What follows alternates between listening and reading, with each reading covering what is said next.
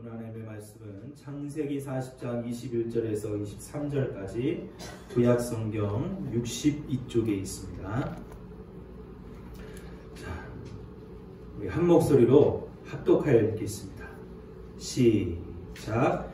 바로의 술 맡은 관원장은 전직을 회복하며 그가 잔을 바로의 손에 받들어 드렸고 떡 굽는 관원장은 매달리니 요셉이 그들에게 해석함과 같이 되었으나 술 맡은 관원장이 요셉을 기억하지 못하고 그를 잊었더라. 아멘.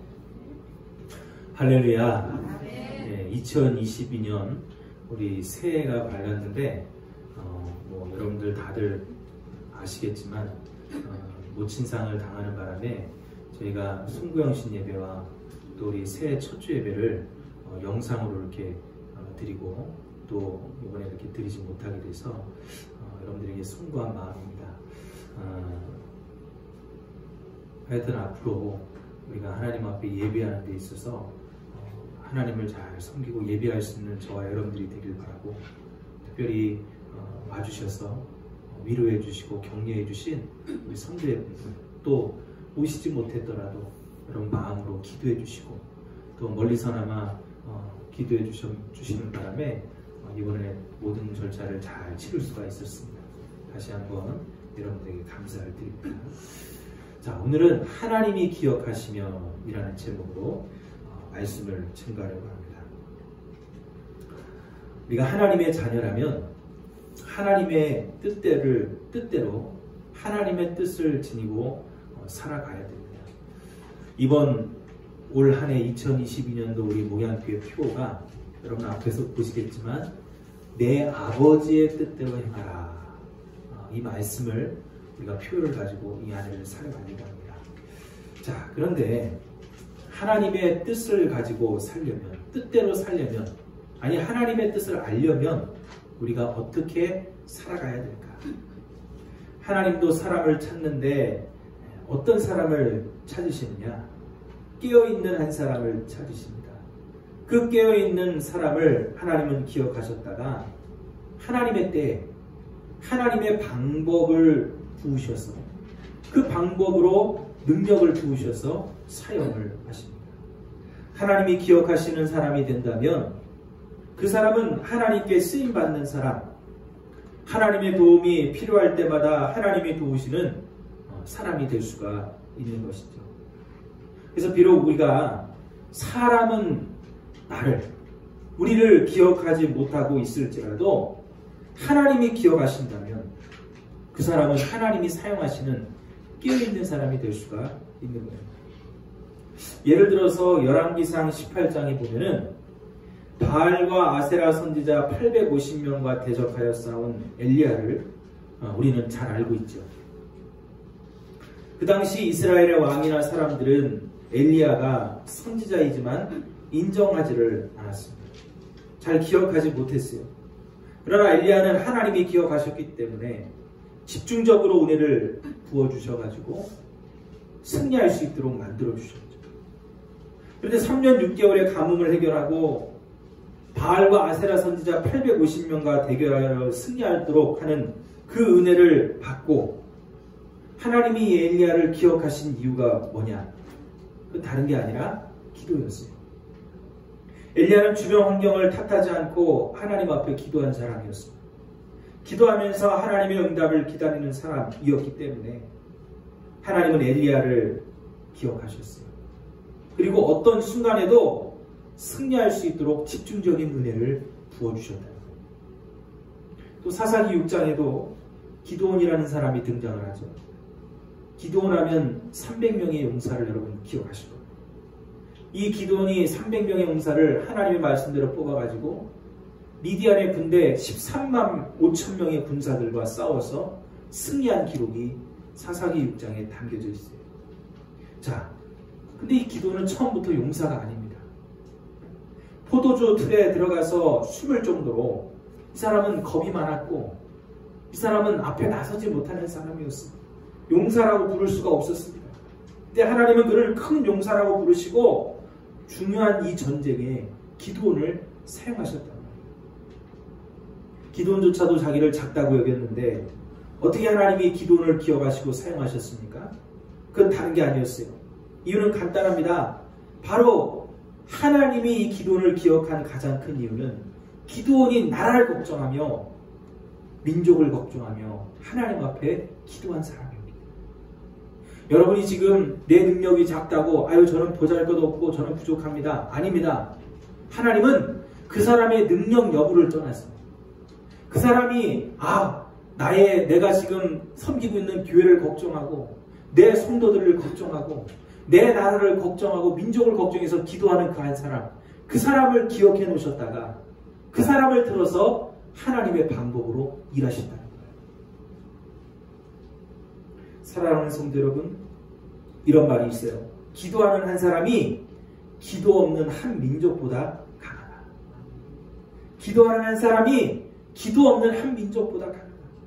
그래서 우리는 항상 담대함을 가지고 내 앞에 닥쳐오는 장벽과 환경과 어려움을 여러분 기도로 싸워서 이겨낼 수가 있습니다. 그럴 때 우리는 하나님께 기도함으로 하나님이 나를 기억하셔서 들어 쓰실 뿐만 아니라 내가 정말 하나님의 도움이 필요할 때 나를 기억하셔서 도우시는 역사를 나타내실 수 있는 거예요. 여러분 기도가 얼마나 중요한지를 분명히 아셔야 됩니다. 내가 기도하면서 야 기도하면 다 되냐? 그렇게 말하는 사람들 있죠. 아닙니다. 기도하면 하나님이 우리를 기억하시는 거야. 그러면 하나님이 그 뒤에서 우리에게 능력을 주셔서 그 일을 할 수 있도록 만들어주시. 내가 하는 게 아닙니다. 우리가 무슨 힘이 있어, 우리가 무슨 능력이 있어 그 일을 다 감당할 수가 있겠어요. 자, 오늘 본문에 보면은 여러분과 같이 읽은 창세기 40장 21절에서 23절에 요셉이라는 사람이 나오죠. 이 요셉이 이제 감옥에 갇히게 됩니다. 근데 그 감옥에 갇혀있던 중에 죄수가 들어와요. 어떤 죄수가 들어오냐면 술 맡은 관원장과 떡 굽는 관원장이 들어옵니다. 자, 그들이 들어와가지고 이제 그 감옥 생활을 하다가 어느 날 꿈을 꾸죠. 그들이 꿈이 너무나도 생생하고 도대체 이 꿈이 뭘까 고민을 하고 있던 차에 요셉이 이들의 꿈을 듣고 그 꿈을 해석해주는 장면이 오늘 여러분과 같이 읽은 내용에 나오는 거예요. 요셉은 그의 꿈의 내용을 듣고 풀이를 해줍니다. 술 맡은 관원장은 포도나무에서 포도송이를 따다가 즙을 짜서 바로왕에게 들렸다. 근데 떡 굽는 관원장은 흰 떡을 다 만들어가지고 이제 그것을 왕에게 드리려고 하는데 갑자기 새들이 날아와서 그것을 먹어버렸다. 자, 요셉이 해석을 해줍니다. 술 맡은 관원장은 복직이 될 것이고 떡 굽는 관원장은 목이 메어서 달려 죽게 될 것이라고 해석을 해주죠. 그래서 오늘 우리가 읽진 않았지만 14절과 15절에 이렇게 기도를 하고 있어요. 당신이 잘 되시거든 나를 생각하고 내게 은혜를 베풀어서 내 사정을 바로에게 아뢰어 이 집에서 나를 건져주소서. 감옥에서 나를 건져달라는 거죠. 나는 히브리 땅에서 끌려온 자요 여기서도 옥에 갇힐 일을 행하지 아니하였나이다. 술 맡은 자에게 복직이 되면 자신을 기억해주고 억울함을 풀어달라고 부탁을 했습니다. 근데 꿈대로 되자 이 술 맡은 관원장이 진짜 복직이 됐는데 요셉에 대해서 까맣게 잊어버리고 기억하지 못했어요. 그를 잊었더라고 했어요. 근데 중요한 것은 사람은 아무리 부탁을 하고 당부를 하고 약속을 해도 잊을 수 있어요. 하지만 하나님은 아닙니다. 하나님은 분명하게 기억하십니다. 오늘 요셉의 일도 술 맡은 자는 잃어버렸지만 하나님은 기억하고 계셨어요. 아니 그 이전부터 요셉의 억울함을 알고 계셨고 그가 고통당하고 그가 처한 상황을 하나님은 다 기억하고 계셨던 거예요. 그래서 하나님은 요셉을 기억하고 계셨고 하나님이 기억하신 요셉을 하나님은 애굽의 국무총리로 들어 쓰시게 된 겁니다. 오늘 우리도 마찬가지입니다. 인물이 없다, 일할 사람이 없다, 내 사람은 왜 이렇게 안 풀리나 라고 한탄할 것이 아니라 기도하는 사람이 되면 하나님이 분명히 기억하시고 하나님이 기억하시면 하나님은 그 사람에게 집중적으로 은혜를 주셔가지고 정말 하나님의 도움이 필요할 때 도우시고 결국에는 하나님이 쓰시는 도구로 사용하신다는 거예요. 그런 간증을 들었어요. 미국의 그 뉴욕에 어느 교회 한 학생이 예배를 마치고 첼로를 들고 가면서 이제 목사님을 만나게 됐어요. 차를 타고 가는 목사님을 만나고 목사님과 같은 방향이라 태워달라고 했습니다.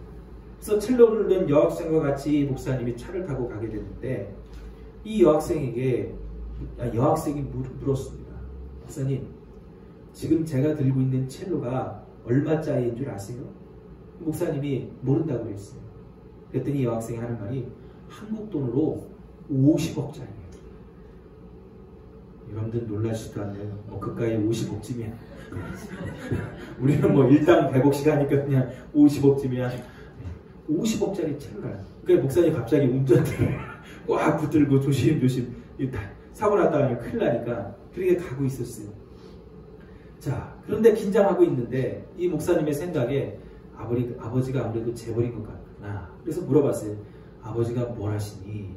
그때 이 여학생의 대답에 깜짝 놀랍니다. 개척교회 목사님이세요. 개척교회 목사님이 어떻게 50억짜리 첼로를 사줄 수가 있어요? 그래서 깜짝 놀라가지고 야, 너 어떻게 50억짜리 첼로를 샀니? 그랬더니 이 여학생이 얘기를 하는 겁니다. 자기는 첼로가 전공인데 학생 때 첼로를 살 돈이 없어서 학교에서 그 첼로반에서 이 첼로를 대여를 해주는 거예요. 그래서 그 빌려주는 첼로를 항상 빌려가지고 연습을 해야 됩니다. 길이 없었어요. 항상 낙망을 하고 근심을 했습니다. 그러던 어느 날 그런 생각이 갑자기 들어오는 거예요. 아니다. 내가 이렇게 낭망하고 좌절만 할 게 아니라 분명히 나에게는 하나님이 계시지. 이 모든 것을 채워줄 분은 하나님이시다. 그러면서 그때부터 이 학생이 기도하기 시작했어요. 따라합시다. 기도는 임신이다. 이상하세요? 다시 한번. 기도는 임신이다. 임신이라는 게 뭐예요? 여인이 이제 결혼을 해서 아기를 내 뱃속에 10달 동안 품고 있다가 낳게 되죠. 그러면 그 품고 있는 그 상태를 임신했다고 그러죠.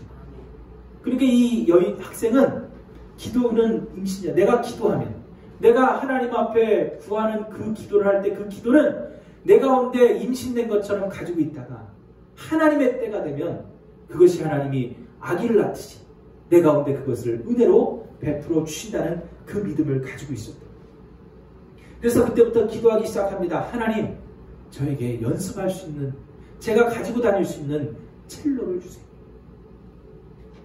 그래서 그 목사님에게 저는 기도하면서 나에게 하나님이 첼로를 임신시켰다고 저는 믿었습니다. 이제 나는 그것을 곧 낳게 될 거다. 그러면서 기도하고 기다렸어요. 근데 놀라운 일이 생겼습니다. 이 첼로가 출산이 됩니다. 어떻게 출산이 됐냐면 미국에 아주 유명한 콩쿨 대회가 있었습니다. 그 여학생이 그 대회에 참가했는데 놀랍게도 그 대회에서 1등을 하게 됩니다. 네? 피아노 1등, 그 다음에 바이올린 1등, 첼로 1등 이렇게 뽑았는데 이 여학생이 기도한 여학생이 첼로 1등에 된 겁니다. 근데 그 상품이 뭔지 아십니까? 바로 이 50억짜리 첼로가 바로 그 상품이었어요. 그러니까 자기가 기도를 하고 임신했더니 하나님이 그렇게 그 임신한 기도를 출산하도록 만들어 주셨다. 그래서 이 1등한 자들이 미국 전국의 그 1등한 사람들이 모여가지고 감사한 마음에 콘서트를 열었어요. 그래서 피아노 1등, 바이올린 1등, 첼로 1등한 사람들이 콘서트를 열게 됐는데 입추 여지없이 큰 관중들이 모였어요. 자, 그리고서 이제 개개인이 연주하는 시간이 됐을 때 이 첼로를 가진 여학생이 그 군중들 앞에서 말합니다. 저는 가장 훌륭한 자리에서 가장 비싼 첼로로 가장 크신 분께 가장 좋은 찬양을 울려드리고 연주를 시작하겠습니다. 그래서 이 학생이 자기의 본 연주를 하기 전에 찬양을 통해서 하나님 앞에 영광을 올려드렸습니다. 그 찬양이 뭔지 아십니까? 주 하나님 지으신 모든 세계 주님의 높고 위대하심을 내 영혼이 찬양하네. 여러분 한번 생각해 보세요. 얼마나 감동돼요. 하나님도 아마 감동을 받으셨어요. 그 자리에 있던 모든 군중이 다 일어나서 우레와 같은 박수를 쳐. 여러분, 이런 삶이 하나님이 기억하는 삶이 아니겠습니까? 우리가 하나님 앞에 기억된다면 하나님은 우리에게 은혜를 베푸실, 복을 베푸실 준비를 다 하고 계시는 거예요. 근데 그 기억되는 방법은 다른 게 아닙니다. 뭘 하면 된다? 기도하면 된다. 내가 기도를 통해 임신을 하고 내가 기도를 통해 하나님 앞에 하나님을 향하여서 간구하고 하나님 앞에 기억되면 하나님이 놀라운 은혜를 우리에게 베풀어 주십니다. 그 여학생은 주님에게 소망을 두고 기도했더니 하나님이 기억하셨어. 은혜를 부어주심으로 정말로 필요한 첼로를 얻게 되었습니다. 그 첼로가 하나님을 찬양한 도구로 사용되었습니다. 하지만 더 중요한 것은 기도하는 삶을 살아도 하나님이 기억하시더라도 어떨 때는 우리에게 안 좋은 일이 닥치죠. 우리의 삶의 소망이 다 무너져 내릴 때까지 하나님은 아무 일도 하시지 않을 때가 있다는 거죠. 오늘 요셉을 보세요. 23절에 술 맡은 자가 요셉을 기억하지 못하고 잊었더라. 어떻게 보면 요셉에게 그동안 형들에게 버림받고 자기가 잘 섬겼던 보디발 장군에게 버림을 받고 그 감옥에 들어와서 이제 마지막으로 희망이었던 그 술 맡은 자가 복직이 되어 자기가 이제는 이 감옥에서 벗어날 수 있는 한낱 희망이 생겼는데 그거마저 싹 이제 없어지는 모든 소망이 다 무너져 내리는 그런 절망을 느꼈을 것입니다. 근데 혹시 여러분 성경을 보신 분들은 아시겠지만 요셉이 그 사람을 욕했다는 말이 있습니까? 탄식하고 절망했다는 말이 있습니까? 아닙니다. 요셉은 단지 하나님께 소망을 두고 기도합니다. 그래, 언젠가는 하나님이 내 억울함을 아시지, 하나님이 내 상황을 아시지, 하나님이 내 원통함을 아시지, 하나님 나를 분명히 기억하시오. 소망을 가지고 기도했을 뿐인데 그 소망이 다 무너내지는 그 순간에 하나님은 하나님을 의지했던 이 요셉을 기억하시고 요셉의 기도를 들어주셨다. 그 요셉을 어떻게 하십니까? 그 술 맡은 관원장이 잊었지만 하나님이 기억하셔서 그를 통하여 다시 요셉을 국무총리의 자리에 올리셨습니다. 출애굽기 32장에 보면 하나님 앞에 기억된 사람이 또 등장하죠. 모세입니다. 하나님의 명을 받고 애굽에서 노예살이하던 이스라엘 백성들을 가나안 땅으로 인도하기 위해 쓰임받았던 사람.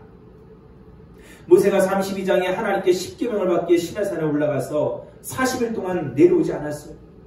이스라엘 백성들이 아론을 협박하다시피 해서 금송아지를 만들어 놓고 죄를 짓기 시작합니다. 야, 금송아지가 하나님이야. 금송아지가 우리를 애굽에서 인도해낸 신이다. 그래서 우상을 숭배하기 시작했어요. 하나님이 진노하셔서 이스라엘 백성들을 다 진멸하시고 내가 너 모세 하나를 인하여 큰 나라를 다시 세우겠다고 하셨어요. 그때 모세가 한 일이 뭡니까?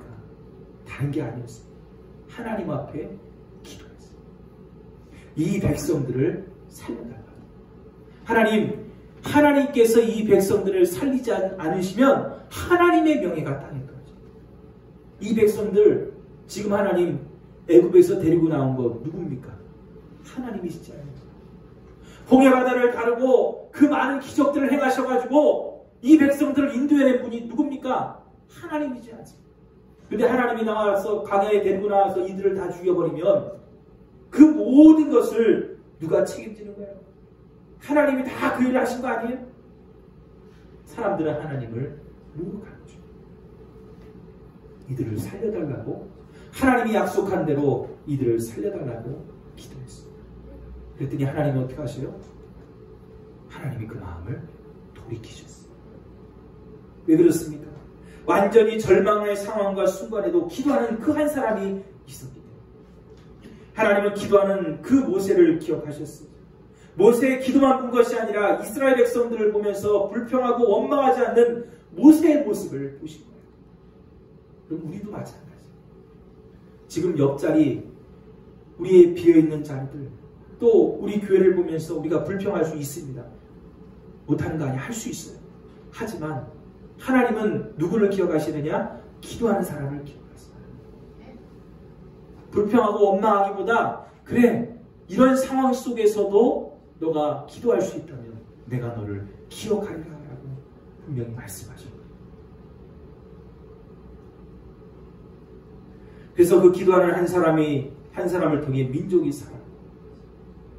또 에스더가 망할 수밖에 없었던 이스라엘 민족들을 기도를 통해 살려내었습니다.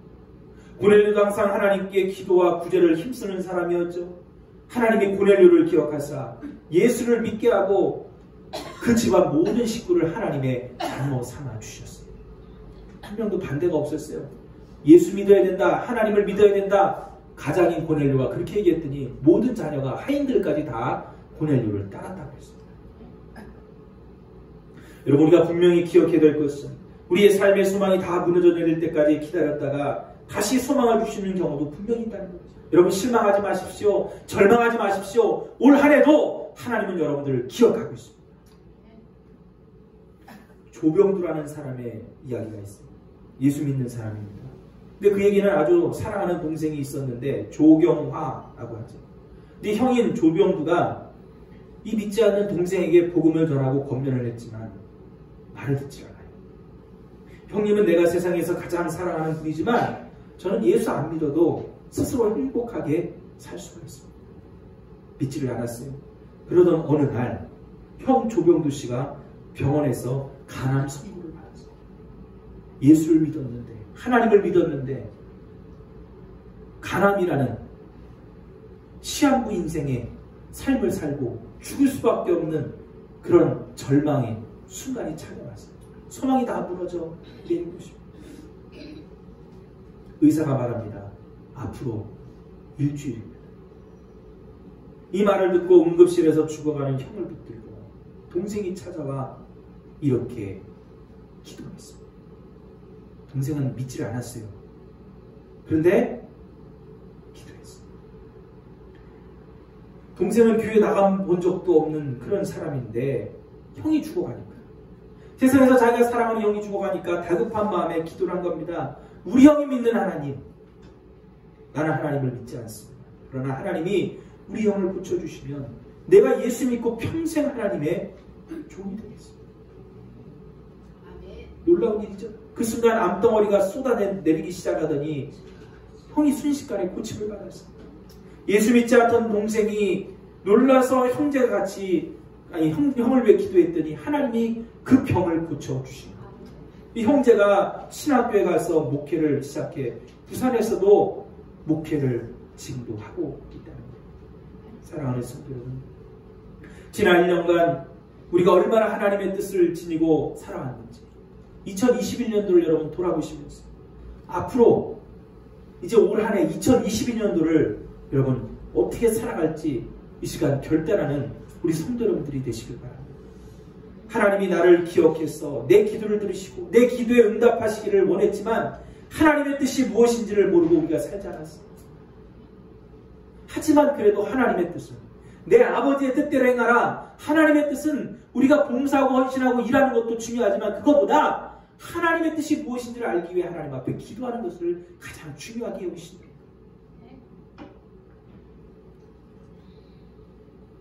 그렇게 기도하면 하나님은 분명히 우리를 기억하십니다.